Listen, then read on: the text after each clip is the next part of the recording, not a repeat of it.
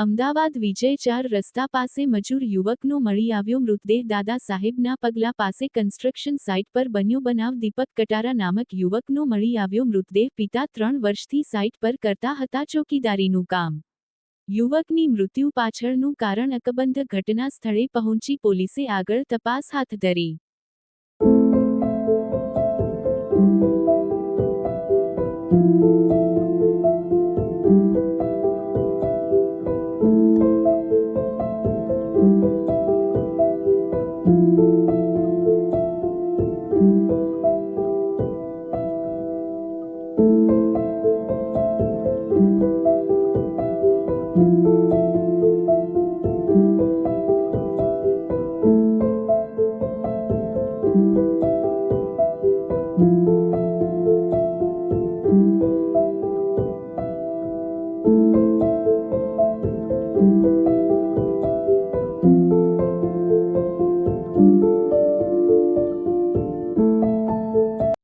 આપનું નામ અને પરિચય?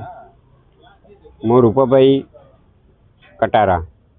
અહીંથી 3 વર્ષ થઈ ગયા વોચમેનની નોકરી કરું છું અને મારું આ આઈ કાર્ડ છે જોડે. રૂપાભાઈ, શું અહીંયા ઘટના બની તો તમારે અહીંયા આજે ઘટના શું સમગ્ર ઘટના શું બની છે? એવી સમગ્ર ઘટના તો શું થઈ શું નહીં એ મને કંઈ ખ્યાલ નથી, પણ સવારે મારા ઉપર 8 વાગે સાહેબનો ફોન આવ્યો, 8:30 જેવો, કે એવી રીતના આપઘાત કર્યો છે એમ. પણ મેં હકીકત અહીંયા આગળ આવીને જોયું છે તો ત્યાં કોઈ નિશાની એવી દેખાતી નહીં કે આ આપઘાત કર્યું હોય એવું. કે આપ જે મરણ જનાર છે તમારા શું થાય અને એમનું શું નામ છે? એનો દીપક નામ છે, એ મારો દીકરો છે.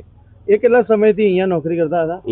એ તો 2 વર્ષ થઈ ગયા, પણ એ મારા જોડે જ રહેતો હતો. પણ એ મારા બદલીમાં એ માણસ બેસાડીને ગયો હતો. તો તમને શંકા કોના પર છે? કોણે આ કૃત્ય કર્યું એવું તમને શું લાગે? હવે એ તો મને તો કઈ એવી સંખ્યા નથી, કોના જોડે તો બોલચાલ થઈ હતી નથી કે કોઈ એવી પેલો થયો નહીં. પણ આ હકીકત જોવા જઈએ તો આ આપઘાત કર્યો હોય એવું મારા મનમાં આવતું નથી. પલંગ લગાવ્યો છે, તે પલંગ લગાવ્યો હોય તો કોઈ 24 કલાક માણસ વિમલ ખાતો હતો, તો એ આવીને 1-2 મિનિટ બેઠો હોય ખાટા ઉપર તો એની પિચકારી તો નીચે આજુબાજુ હોવી જોઈએ, પણ કોઈ નિશાની છે નહીં. તો આપણે આંખો તો સામે જોઈએ તો કોઈ નિશાની છે નહીં ત્યાં.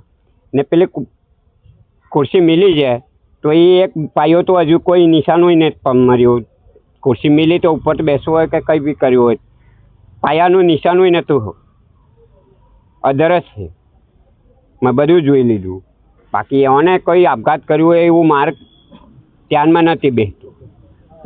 ત્યાં આગળ બીજે ક્યાંય બી ઘટના કરીને લાવીને આ ફોર્મ્યુલા બનાવ્યું હોય એવું મારે તો સંખ્યા લાગે. પણ આ દીપકભાઈ જે પરણિત હતા? નથી, કુંવારા હતા. કુંવારા હતા.